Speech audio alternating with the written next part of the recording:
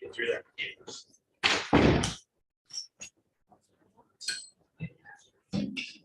That makes it such a sick. That's what it is. I know it's real weird. I know, right? It's like, what did we do? My health is better, yes.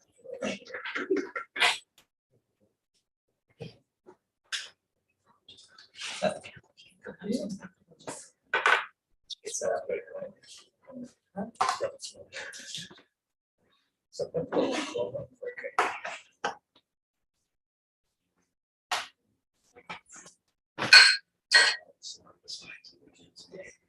Gail, you ready? Yes, all right. It's out. Give a couple- Oh, one more minute, I'll start. I just want to make sure we'll get Josh up and running.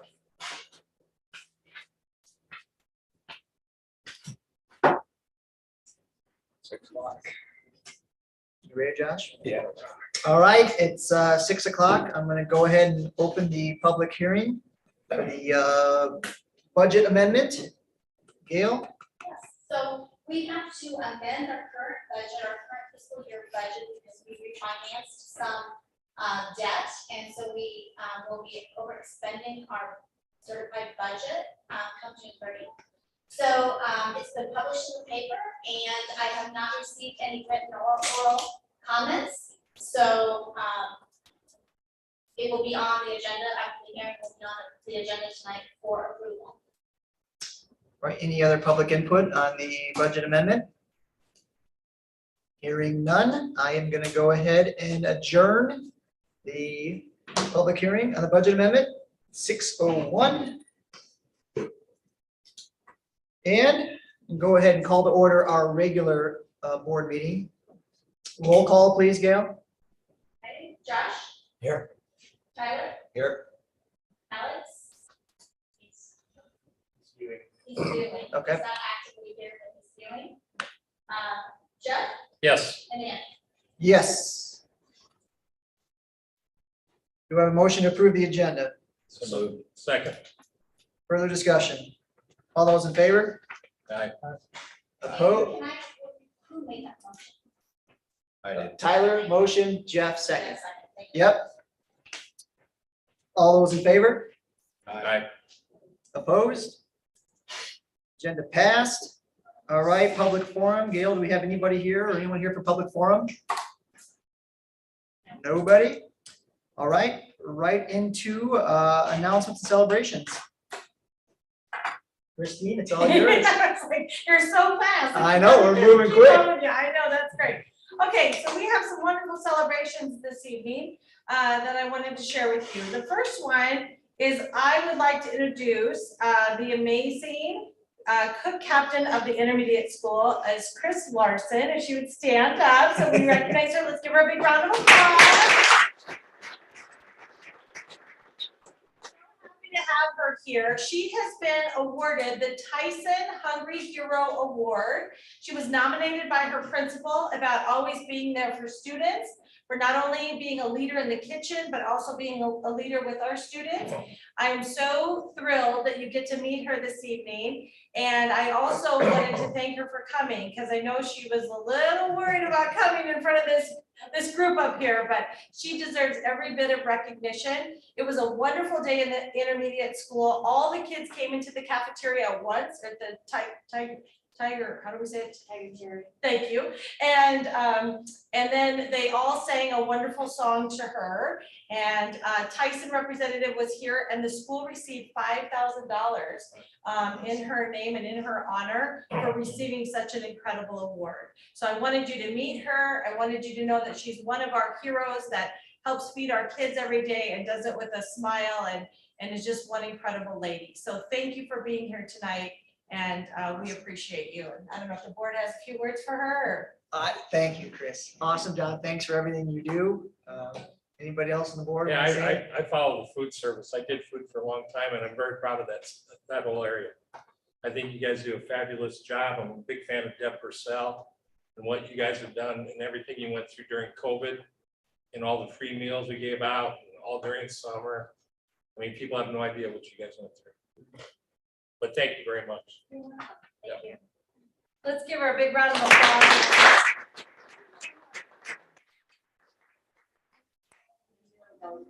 Thank you. Thank you. Really appreciate it. Thank you, Chris. Appreciate you. Thank you. I'll give you some Now- advice. It gets boring from here on out. No, not yet. It's getting We got there. one more. We got one more Oh, we got celebration. one more. All right. Then you can run to the door. Okay. Okay, so thank you for letting us celebrate you. Our next celebration is congratulations to one of our students. I'm gonna have him stand up. Sean Wu, a middle school student. Let's welcome Sean. This year there was a contest, an essay contest of If I Were Mayor, and he was a winner for our area and wrote such an incredible essay. I invited him to come along and read it to you. He's a little nervous, so he's got this. This is an easy group, I promise. So let's give him a big round of welcome applause. And Sean's going to share his essay, If I Were Mayor. Go ahead, Sean. So, if I were mayor, I would like to operate my city government according to the President Lincoln's picture of ideal government of the people, by the people, and for the people. For the first objective of the people, I would create a mayor advisory group by resident representatives from different races, cultures, backgrounds, and neighborhoods. I would not only work with my elected city council members, but also make direct connections to the residents through the advisory group members. Such direct connections are very important because I would be able to hear the real concerns of the residents immediately. All those mayor advisory group members would be volunteers who can sign up freely. They would be able to submit their weekly feedback on topics like public safety, business support, traffic, social care, schools, housing and planning, waste collection, pest control, and etc. I would meet with them once a week to address their concerns, either by a town hall style in-person meeting or through an online virtual meeting. For the second objective, by people, I would create a voter-friendly environment in my city. A major step is to work with the public transportation system to arrange free rides, extra routes, and extended schedules to pick up people from different neighborhoods to the polling stations, especially those with limited income, disabilities, or seniors with limited mobility. I believe this would improve the fairness of voting and make sure our city government and council are truly elected representatives of residents of different color, backgrounds, and neighborhoods. For the third objective, for the people, I would keep reminding my colleagues that we were elected to serve the people, not to accumulate rulership over them. I firmly believe any good community should have a low crime rate and good education. I would strengthen the law enforcement to improve public safety for everyone. At the same time, I would plan to create a series of training for police officers, ideally designed by my advisory group, so that the officer will have a better understanding and protocol on handling situations involving people from different races, cultures, backgrounds, and neighborhoods. This would create a close connection between the police officers and the community, make sure the officers were well respected and the crime rate would be reduced. I would also plan to improve public safety by providing a free mental health consultation hotline for those who are in dire need of it. In addition, I would provide financial support to the public library to create free seminars and programs for people so they could learn some basic concepts to study for new certifications and learn new skills for new career paths. For some poor neighborhoods with high dropout rates at school, I would allocate extra financial aid to support the school districts and provide free or low-cost internet connections. As a mayor, it is a vital need to show leadership, but most important, to remember that you are elected to serve, not to rule. Awesome Oh, wow. job. Show up ready with. 7th grade. 7th grade. And what are you gonna do after you become mayor? Probably just follow what I. Do you have any plans like college or not yet? He's 7th grade, Jeff. Let the kid enjoy. But he's reading 12th grade level. You no kid. Sean, who did you bring with you this evening? Would you like to introduce who came with you? My mom and my language arts teacher for swimming. Let's give Mom a hand. principal, Mr. Danielson's here too, right? Make sure, give him a shout out there, you know, Sean. So, thank you so much for coming. Sean. Congratulations on your award. Any other questions? Have you been to Washington DC? No. When you go to the Lincoln Memorial. You'll appreciate what you just read even more. That's right. Good. Thank you for Awesome, coming. Yeah, thank Thank you so much. Yeah, Congratulations. thank you. Good job. Go ahead. He had been there, we're supposed to fire. That's where it started.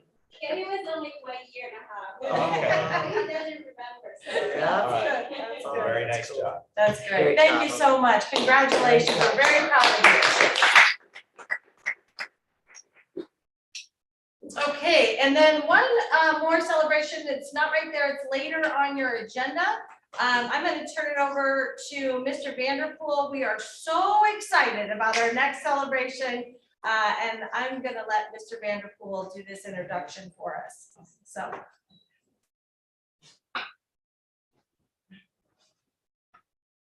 I'm excited to get to fill you in on our process for selecting our new activities athletic director. And I'd like to introduce you to Ian Smith, wife Ashley, and daughter Stella. Later on tonight, you're going to get the opportunity to take a recommendation from Dr. Trujillo to hire Ian as our next activities director. Ian is a 2003 graduate of Ames High School and a 2007 graduate of the University of Iowa. We won't hold that against him. He has his activities administration authorization and is a registered athletic director in the state of Iowa. He's also an active member of the Iowa High School Athletic Directors Association and has coached football, baseball, and tennis. He has lived in the Ames area for nearly 30 years. In the last 10 years, his work in education has been focused around activities.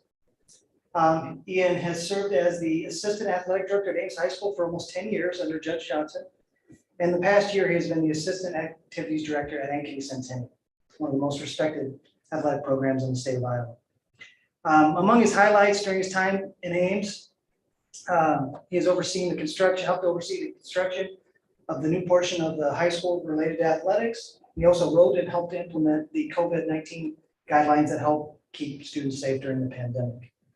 Ian has been very instrumental in his time at Ankeny Centennial, helping to do the day-to-day activities and plan special events. One of the ones I know he's especially proud of is that recently they had what they call Pack the Pitch. They tried to set the state record for the most participants at a soccer game, had almost 4,000 people at the soccer event. So I know there's Weather a was lot of, crappy that night. yeah, lots of moving parts and things. And I know that Ian is most proud of the connections that he's been able to make with students at Ames and Ankeny. And I know that he looks forward to joining our school. And we're pretty excited.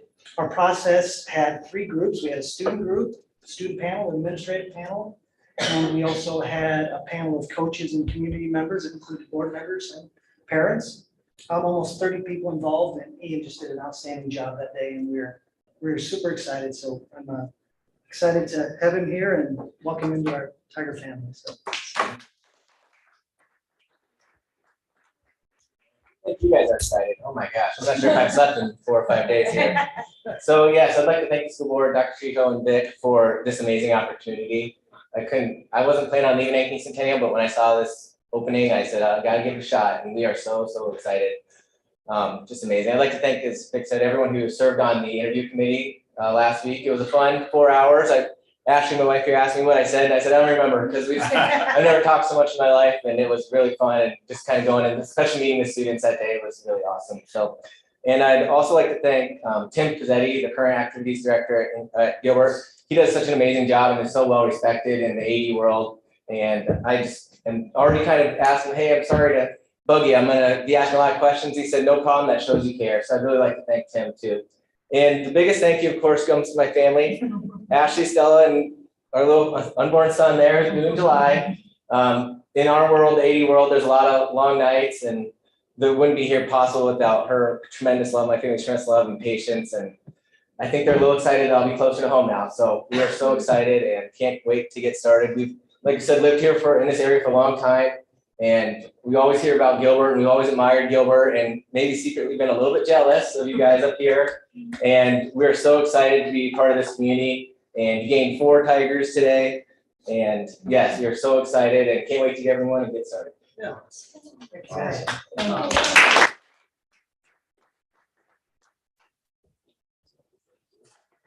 Did you keep your house or did you sell it when you got your job in Ankeny? We were never gonna move. Yeah, we love Ames, this community too much, and we have 3 sets of grandparents here, so Oh, nice. yeah, that makes it tough to leave when you got the grandparents right in town, so. Yeah.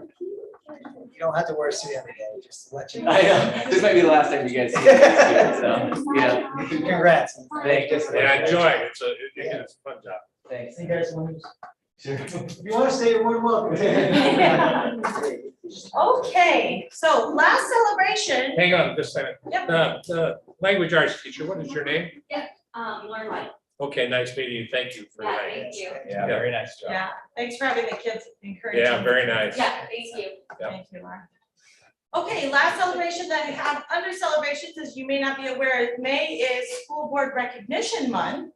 And so we'd just like to say, once again, thank you to all of you for your hard work, for your dedication, and for doing it all through volunteer work, so I'm grateful for that. In front of you, you will see is a coaster. That's just a small token to say thank you for all you do, and you can put that on your desk or your workspace, and hopefully that'll help soak up some of the summer humidity that comes out. So we also have these beautiful certificates that say, thank you for out of this world service from Iowa Public Schools. They're all signed. I'm gonna get them to you because my calligrapher didn't get that done. So I'm gonna get your name on it in calligraphy, and we'll go from there. So you'll have those. So that will be emailed to you. But thank you for all you do in your service, and we appreciate each and every one. And that concludes my announcements and celebrations Thanks. this evening. Well, it's good. I like the fun ones. You do it for the public. Administrative reports, sorry. Recognize graduating seniors. Am I doing that or we have that? I believe that was, we were just recognizing that graduation is coming up, that you'll see later in the agenda. That we're just, you're aware that you have graduating seniors that you're ultimately responsible for, and that those awards are coming up. Graduation, as a reminder, is May 22nd. And it will be a wonderful day for so many of our families and for our community. There's lots of activities. Awards night, scholarship night is Wednesday of this week. And so there's also baccalaureate coming up. So lots of activities for our seniors. And wanted you to be aware that the graduating class is coming through. It's taking place on May 22nd. Annual employee recognition is Tuesday, May 31st. You want to talk a little bit about those 2 awards that we have out there? Yes, we are getting wonderful responses. Excellence in Education Award sponsored by Brian and Gail Gailing Realtors. That one is really, if you think of it as an outstanding teacher in the teacher field, and any of our employees, our teachers or administrators can nominate someone. And those have been sent out. I think as of this morning, we had about 9, maybe that's increased. I'm looking for Vic, but we're good. Those have increased maybe throughout the day. You send out a reminder. And the second award that we have is the Fairway Above and Beyond Award, can be awarded to any staff member. It's the Fairway Above and Beyond Award presented by Reynolds and Sheila Kramer. And we're very excited about both of our sponsors on those, and we'll be giving those out at the employee recognition on May 31st. So we're excited, and we'll be sure to share that with you as we move forward. Awesome. Thank you very much, Christine. Facilities reports, we've got CMBA here to give us a quick update on where we are in the long-range planning. Sure.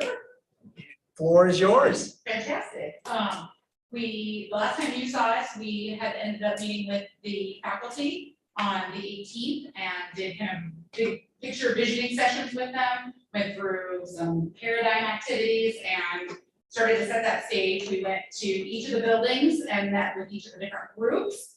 And now we put together a calendar for kind of our next steps moving forward. Currently, there is a faculty and staff survey that's out. We're hoping to close that in the next week or so, but might want another push on it. We've only gotten about 12 to 20 responses per building. So I'd like to see a little bit higher number at each of those as far as answering the survey before we shut it down and collect all that data. We're working on general demographics.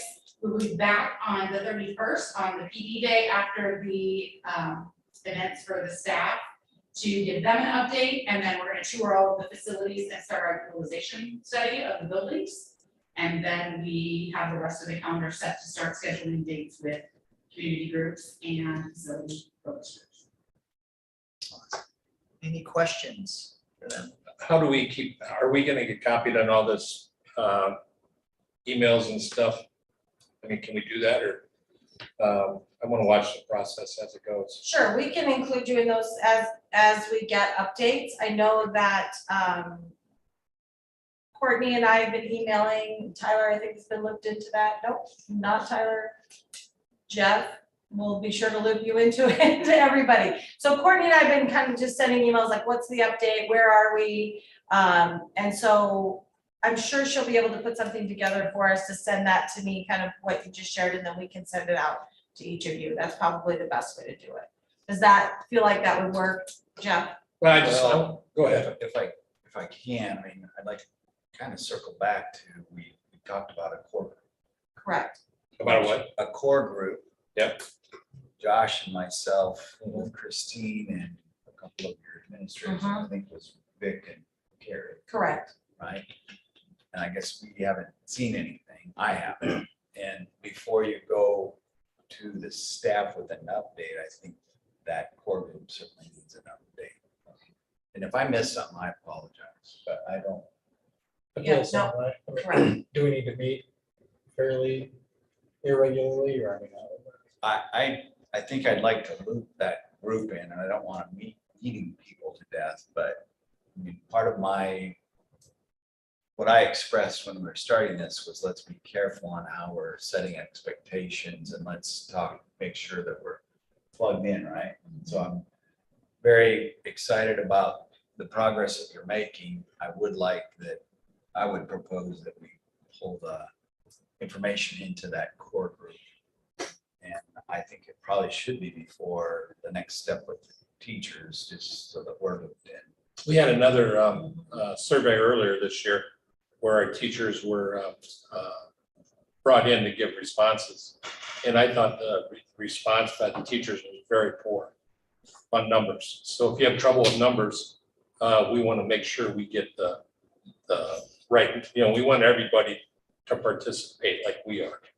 So if we don't get the right amount of people, or if our teachers aren't responding, maybe we can help. Yeah, at this point, we have 17 from the elementary school, 12 from the intermediate, 12 from the middle school, and 22 from high school. And so anyway, So if I may, so that Courtney, if we could just work together on that to coordinate and talk about incentive wise and how to send that out again, and working through our principals, because I know our building principals, they may or may not have a little competitive side to them. We put that out there. They'll help us get those numbers up. I know they will. So let's communicate about that so that I can support that. and we're super excited. I'm super excited you guys got it. And I'm looking forward to this. Yeah, I really am. So we have like a week set out for each of those like meetings. Should we just plan on touching base with the facilities, the core group before each of those meetings? And then the week after that, we can, at that point, but I'd say at the minimum, we need to connect before you go. I don't want to restrict it. I don't want to become meetings for meetings' sake. But as a core group member, I don't feel like I have a full picture of where we're at right now, nor what the next steps are. And so I just encourage us to connect before the 31st. And Josh and I can give you some dates. I'm kind of limited, so I don't want to be limitation there, but also just as you've got, obviously, well, what does this look like then? Just you laid out the three phases, big picture, when we agreed to the proposal, right? So help us with, well, okay, what does that look like for timeline? Does that make sense? Also, I sent out the link, but I'll go back through that with names for the core group, so we can review that and make sure everybody feels good about that. Who's on it? Anything else for the team? No, thank you. Thank you. Looking forward to it. Got a lot of work ahead of us, so it's gonna be fun. Awesome. Thanks, Tyler. Bike path extension update, you guys saw in your email, there's really no change since last month. I guess, sounds like they're working to find a contractor still. More to come on that one. If I may, I have a little update there. Perfect. So I did talk to, which leads into our next one, but today Brian from Story Construction about the bike path extension, even though I know they're not really a part of it. But he had a conversation with Sam about, Brian's in a project right now of widening sidewalks in Ballard. And he had recommended that maybe they could find somebody that would take on both projects because it would be more appealing because it would be 2 projects. So I will reach out to Sam to just see where we are on that, because I thought it sounded like a pretty good idea. And Brian was also excited, kind of a win-win for everybody. So I'll get back to you about what I hear from Sam in relation to that, but that might be a nice way to get that project done. And they said it leads right into the athletic field. Oh, yes. So, Okay, so I had a wonderful conversation. Sorry, go ahead, Jason. I have Brian as a viewer on here. I don't know if you'd like to switch you over to participate or if you have any questions. throw them up, Yeah, let's have put them him. up there. He can give the update. That would be great if he's available.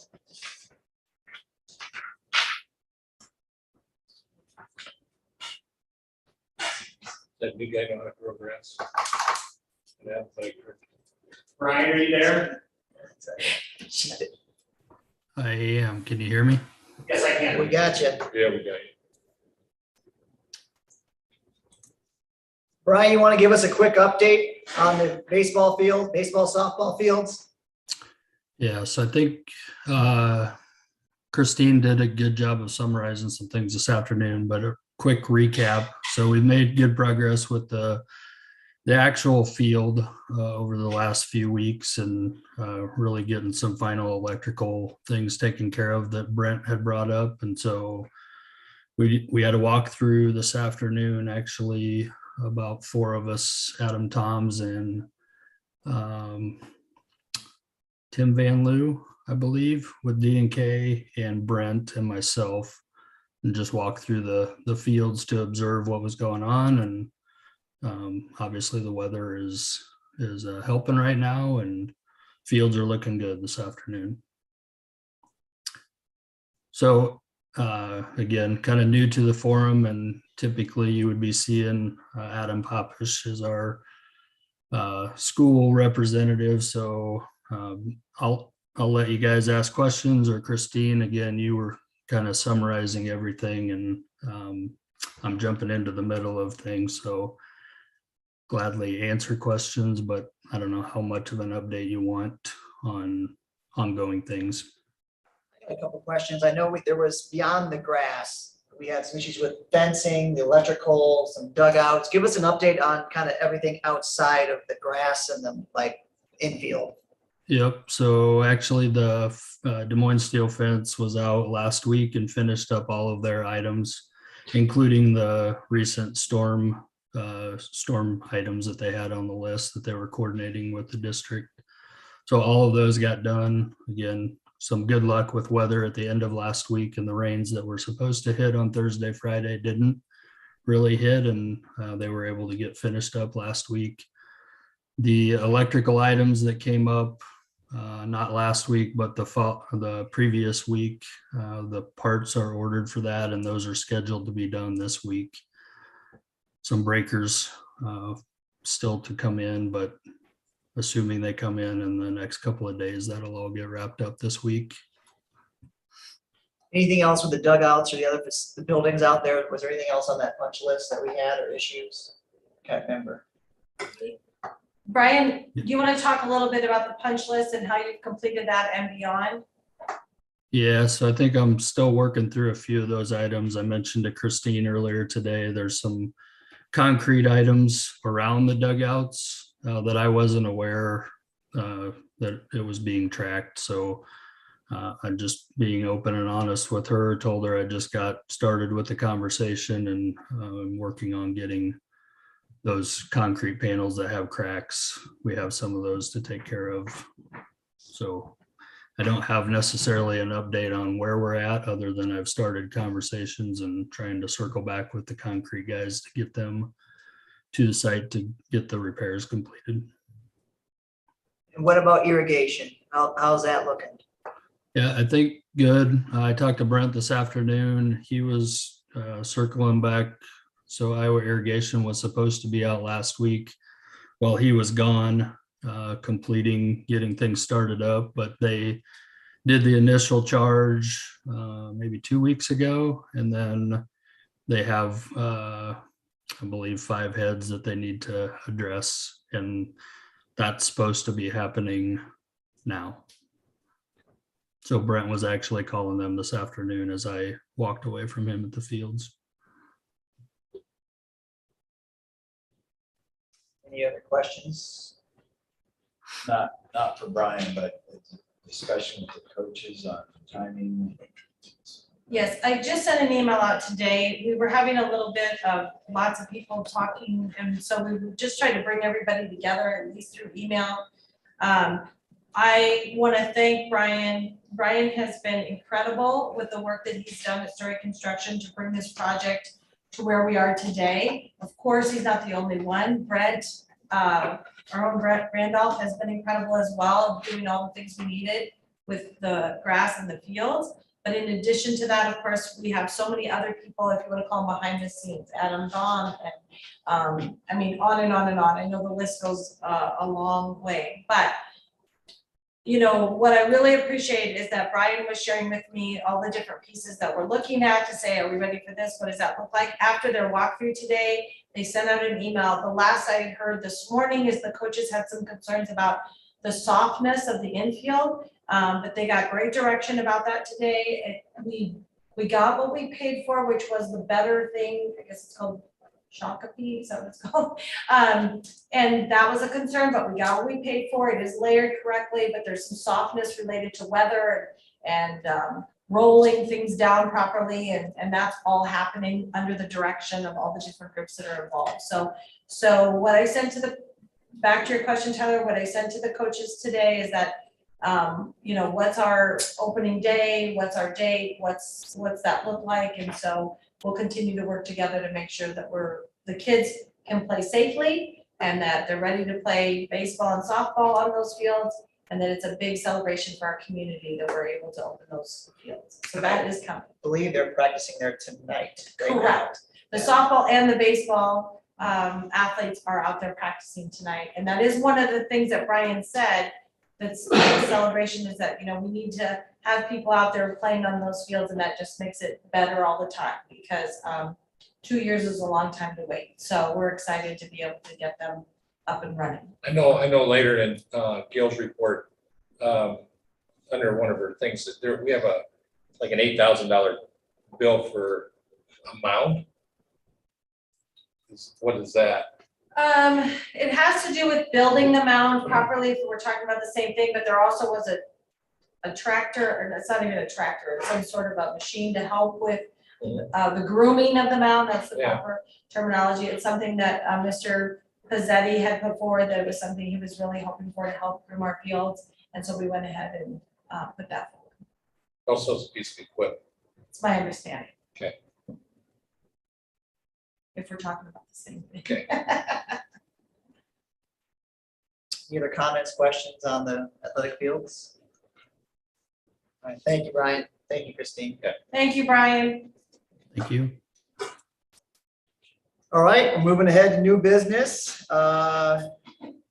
Consider approval for the request to use the school grounds and equipment for Gilbert Days, August 5th and 6th this summer. You can see in your reports here, there was a document, one-page document. They want to use intermediate school for a car and tractor show, and a middle and or high school for overflow parking. Do we have a motion to approve? Motion. Do we have a second? Yep. Jeff, second there, Gail. Any further discussion? All those in favor?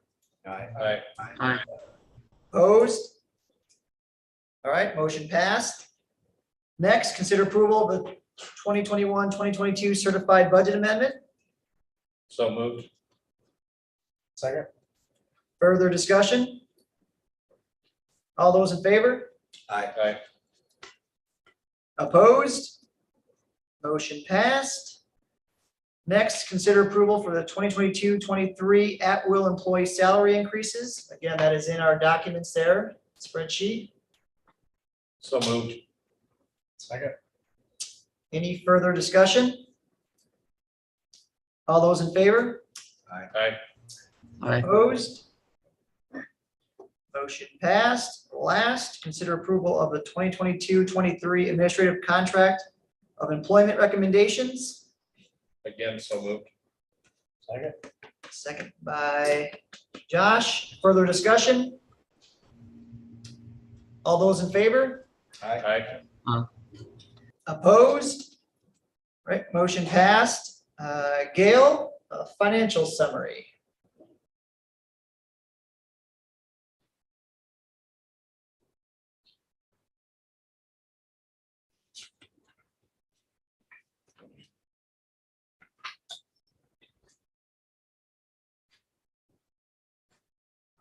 Okay, just a brief quick overview of the April financials. Overall, April, I'm very happy with where we're at in the financials of year to date.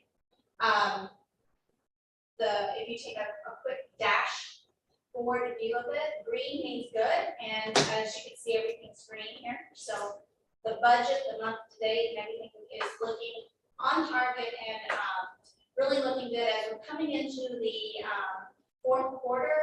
And we have April was our end of our big collection of property taxes. And so we're tracking on year to date. So we have a little bit of adjustment for utility replacement, which is a state revenue, but things are really looking good for that. And so we go into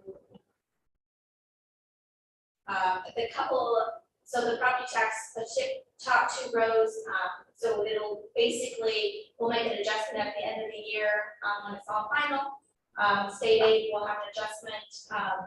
There'll be some end of the year collections on that, but the only one that's really a red is the business and social admin, which is we had mid-year hires, and so you can see that those were not budgeted, but we knew that going in. We could talk about that, so that shows up red.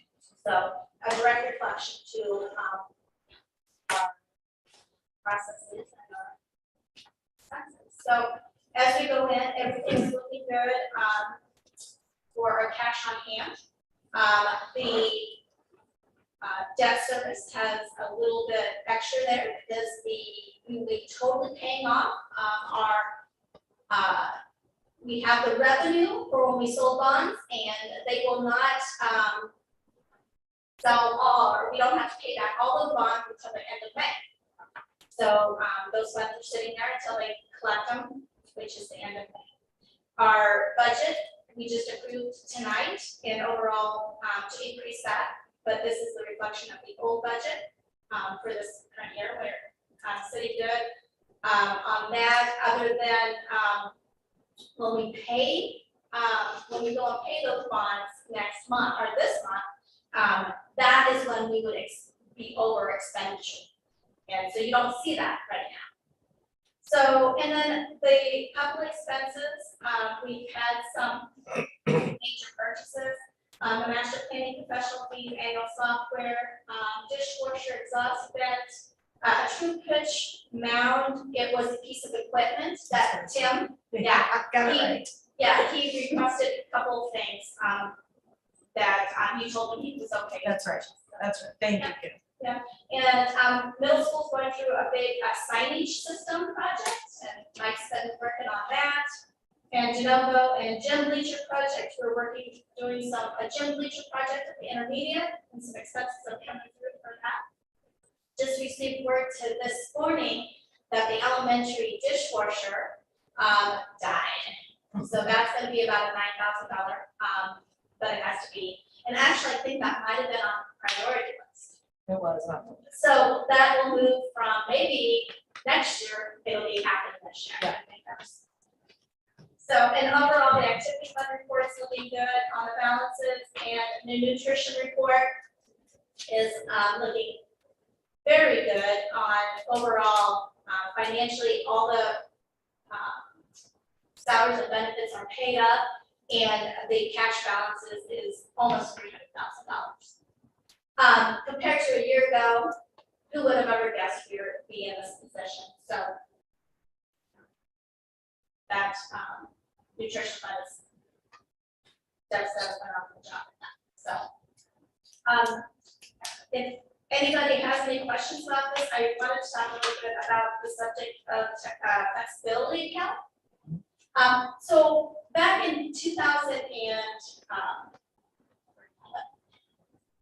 in the 2017 legislation session, House File 565 was passed.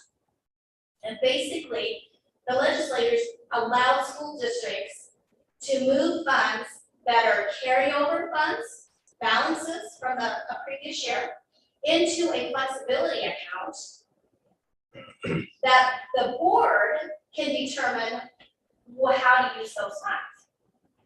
And the areas that you can move funds in is homeschool assistance program, professional development, statewide voluntary preschool, any expired program or fund, and the teacher leadership fund. And so as I've been going to my professional meetings and these professional meetings and group organizations, one common message that they keep telling us is you need to look at your balances and take advantage of this. Because what they're hearing from legislators is, we gave you this vehicle, why are you asking for more money? And so the balances of these different funds have been growing and growing. And so I went back after one of my meetings and I thought, okay, what's our historical trends on the balances? So the only one that I feel like we have done a great job at keeping the balances down for the carries TLS, your professional development, those funds I'm not concerned about those. We have used those actually during COVID. We used those funds a lot for different things that were in need. But one area that we really cannot use, we feel like we serve the purpose for the program, but what we can use the funds for are very, very limited, and that's the homeschool assistance program. You can't use those funds for anything except homeschool. And so our expenses grew because we used this homeschool assistance program grew during COVID. So historically, in turn, our ending fund balance has grown. It did dip down a bit this last fiscal year 21. But we cannot use those funds on anything else. So this is a good area for the board to move these funds over and use them for other things. So other things that you can use these, so like for example, I'm estimating like $100,000 to move to this flexible account. And what the board's role on the flexible account is basically hold a hearing. The board basically need to let the public know. And then the board approves that $100,000 gets moved from homeschool assistance program of that $201,000 pending balance. And we'll move $100,000 over. And then we are limited on what we can use that for. But here are a few things that I would suggest. And why did I pick, $100,000? Historically, we usually have expenses for the homeschool around $100,000. It's kind of nice to have 1 year's of expenses on hand, just in case we have another influx and our funding is behind. That's just the background on that. So, for example, Title I,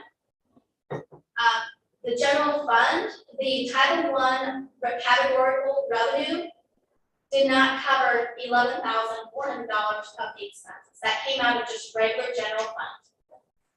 Talented and gifted, the categorical revenue was short $45,250. That came just out of general fund. So these two areas, it would help the general fund relieve some of these areas. Another area is unpaid student meals. We can move some over there just to help with that, if that's something. And then what the association has suggested is basically in the motion to say for any other general fund purpose or excess salaries and benefits.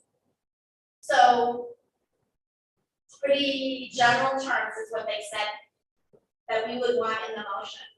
So if this is something the board is interested in doing, I would need to know because we need to do this before June 30th and have a hearing at the next June meeting. So the whole thing is like they're saying when they ask for, you know, we want increased SSA, we want, there's the legislators are saying, you're not using what we've given you. So we're here, we're doing our due diligence of doing this, and you know what, we probably need to do this every year and just have it as an agenda item and do it. But this is the only of all those flexible accounts that we could move over. This is the only one I see that we really can't spend it on anything else, and it would be a good good use of this. Does anybody have any questions? What's everybody's thoughts on adding that to the agenda next? Yeah, I think just write it out and get us a copy of it so we can pre-read it. And Add it to the next board. maybe, yeah, do that. And also at some point then I work with the leadership team to bring some ideas back to you Yeah. about how we can utilize those funds best for our students and teachers. Gail, we're with Christina, and again, I know you estimated 100,000, and you guys were together, what you think that number looks like, and what you want to roll over, or transfer over, whatever you guys recommend, So, we'll discuss yeah, next board the meeting. the hearing, the Oh, we're action done is with that. just to move the funds. Okay, But definitely want your input on, the expense side. Okay. You know, Yep. just transparency. Hey, Gail, I got a couple of questions on unspent balance, as I'm trying to understand these finances better. On page 4, I'm trying to understand the historical data on the unspent balance and how we move into 23 with 11% and a 12.54 expenditures. But the years before that, we're running, 16s and 19s. What generates the difference there? Why we fall down so low all of a sudden? For Your unspent balance, it's on page, fiscal, you're talking about in the future. on Yeah, why are we? 23. yeah, because, we've talked about this and I'm just trying to understand it and, we're going, anyway, why does it, So, on our projections, Jeff, we show that we have put in priorities and additional expenditures. And it starts in fiscal year 23. And it does dip down, I don't have it here, but it does dip down with the priorities, and it's all based on our future expenditures, basically. Because the revenue is based on enrollment, and we should have a very conservative trend line for enrollment. But we also said we need to expend some of our funds on priorities, on hirings, and that is a direct correlation to why that dips down in fiscal year 2023. We also have it going to, in 24 and 25, down to about 10 to 11, it's around 10%. Now, keep in mind, that's still a healthy solvency ratio. And as we've gone through negotiations and as we've added staff or scenarios, Christina and I, we put those into projection model to see what does that do to our solvency ratio? How low does, because, there's that range that we really want to stay in. And, but that is the main driver, is using expenses. We are for priorities and hiring of driving that down. Right, and I understand that, but in 20, we spent over $1 million in that area. And then we spent 550 in 21. And then 22, we didn't spend any, or we're having a negative balance. And then it goes back to 801. So I get all that, but how come we dip so low on 23's projection versus on 20 when we're still at 16 and 19%? And the numbers are about the same size. We'll just say that it's close. And I guess I'm just trying to understand, is it because we have more kids and we don't have them accounted for in our financial projections, or what would make it do that? Jen, I think instead of, this is just a snapshot, I think it would help our conversation better if we bring up the full projection of the worksheet with the different drivers that we're talking about, and look at everything to look at all the factors that is the result of that percent. Instead of just looking at here, I think we actually need to look at the enrollment, the revenue, and all the pieces, just to show the difference, and multiple years. Well, I'm concerned about 23, I'll just be honest with you. Are you looking at lines 32, 33, 34? That's what you're looking at? Yeah, I'm looking all the way down. He's 32, 33, Yeah. 34. I mean, those are the numbers. Yep. And if you divide them out, it gives you the percentages. I've done all that. I'm just worried. I'm worried about 23. Because we're going to be going out and trying to do things, and we're going to be down, under numbers we've never been before. Well, no, we've been much lower than that. I understand that. Not during, let me preface that, not during my time. Well, the other thing too is, Gil, I thought, is saying, which you guys understand this, is that, like you said, you've been doing this.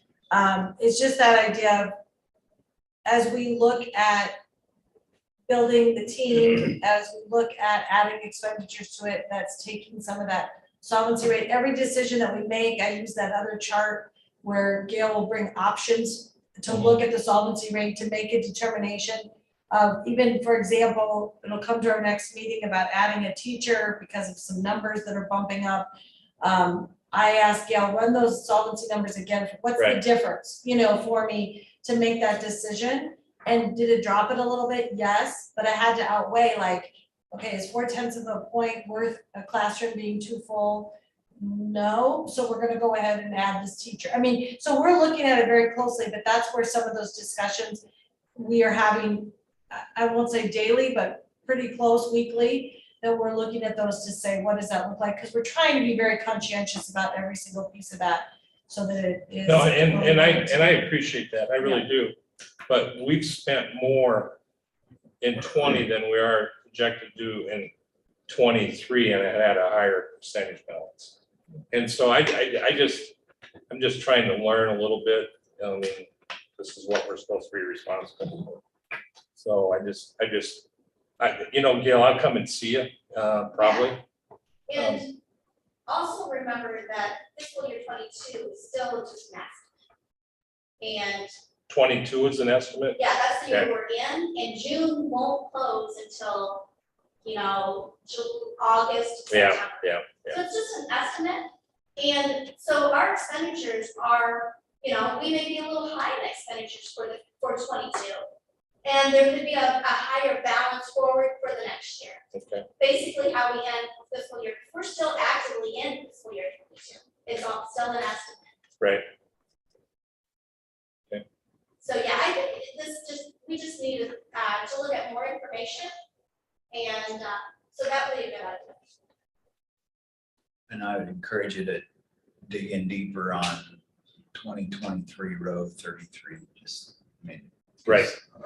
And that's when we start talking about a curriculum director and adding some leadership team, right? That's not all of it, but those are decisions we're making here, and that's where it falls to. So I think you want to be comfortable with that number, and if you see something, bring it back to us. No, I get that, but it should be also listed in the new spending authority from prior year, which should also represent part of that number. Yeah, I So, think the information that you're requesting is, we have that, it's just not in this document here that we're looking at. That you may feel more comfortable looking at a different documentation, and your questions will be answered. I mean, to your point, there's $1 million more in expenditures in Right. 23 than 22. And the unspent Will balance discontinue, will decrease. goes down, and that's what, that was part of the priorities, the decisions of the priorities is to use some of that unspent. Or unspent authorized budget from previous years. Right. Any other questions for Gail on the financials? All right, thank you very much, Gail. And again, on the next board meeting, go ahead and add that as an agenda item for the flexible account transfer. Does anything need to be pulled or discussed in the consent agenda? Talk about the job description updates. Just an overview on that. Is that for these new positions or different, or just give me the overview on that?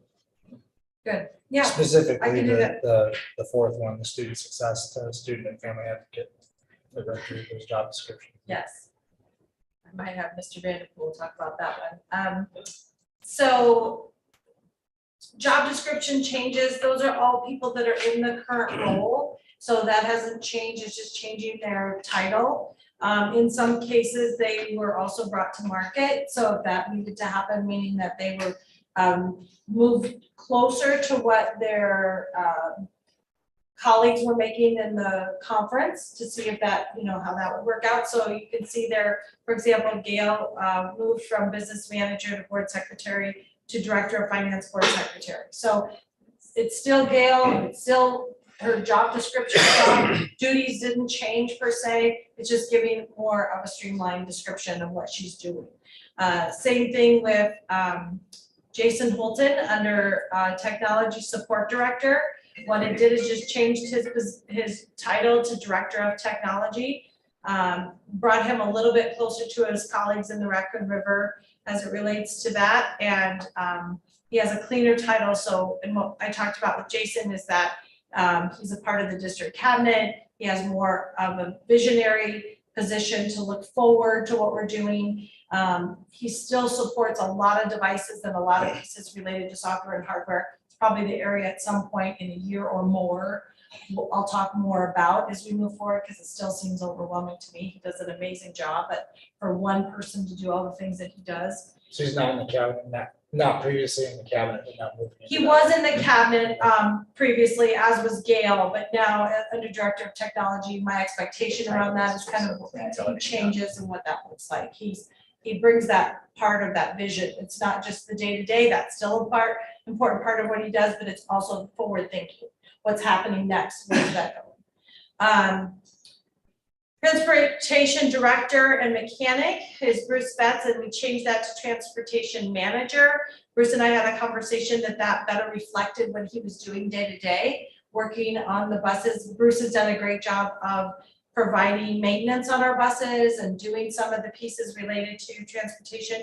One piece that we need to improve on in that area is using Traversa, which is an online scheduling product that we have. We already own it. We just need to use it more often. And That came out, that Denova study, that transportation. yeah, study. that came out from DeNovo in that study. Thank will you. we hire a director for transportation or somebody? to I oversee it? think in the future, we would hire someone that would perhaps oversee transportation technology, nutrition, Okay. grounds, the kind of that student school support piece. Mhm. At least a year down the road is Okay. where I would see that.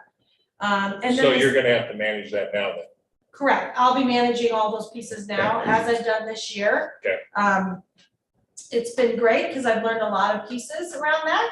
And so we'll continue to do so and look forward to that in the future. And then Vic, if you want to talk a little bit about the next one, please. Yeah, this is a position we added, I think, probably about 3 years ago. It's student success coordinator is what it's called originally. And as things have changed with mental health and through the pandemic and things, what we really wanted this position to focus on was the same type of tasks, but also helping families connect with outside agencies, making sure that they have the resources they need. And then this person is shared through, Gail can correct me if you're at risk funding, is that correct? It's a little bit of funding, Right. different types of funding. And it's primarily focused on the the elementary and intermediate school. So, you know, it's just really a change in the title. The responsibilities, as you look down below, really haven't changed at all, but just so it's more reflective of what the person was actually doing. This position is currently filled with Mel Wooden, is that correct? And she will continue in that role, but it was important to her that this name change so it was more reflective of what she was doing, and so parents would know who to reach out to when they needed support. And so that's where that came from, and I'm very grateful that Vic worked with her to put that all together and have it for you on the board this evening. So on that line, was that in there previously, respond to severe student mental health needs, panic attacks, things like that? Has that always been a function of that job? Yeah. It's just, I like the job description, I just, haven't. Yeah, it's always been a function, but we just took the original job description from 3 years ago and then tweaked it to be a little more reflective of what it's currently doing. It reads like an interventional psychologist. That's exactly what it is. It's an interventionist that their whole goal is to connect with families and help families connect to resources, and then also be kind of a basic trauma line person that's on the front lines working with kids. Mal is also one of our now team mental health first aid trainers. Also, we had her trained, so she did a lot of work with our high school recently, and along with 4 other teachers. And so, yeah, those things have been very similar. Yeah. And so that was in the elementary school, or is that, what does that look like district-wide? Elementary, intermediate, and then we have a shared person that works between middle school and high school. But then now it's also added a second counselor at middle school.